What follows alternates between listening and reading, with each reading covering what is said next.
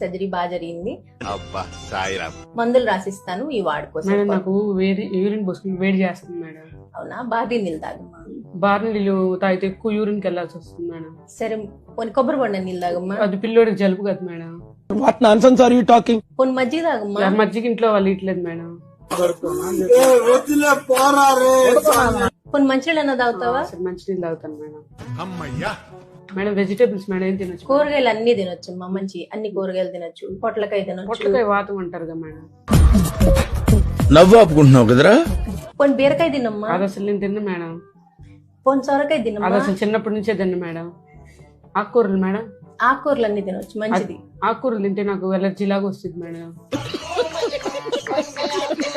ఎవరురా నువ్వు ఇంత టాలెంటెడ్ ఉన్నావు?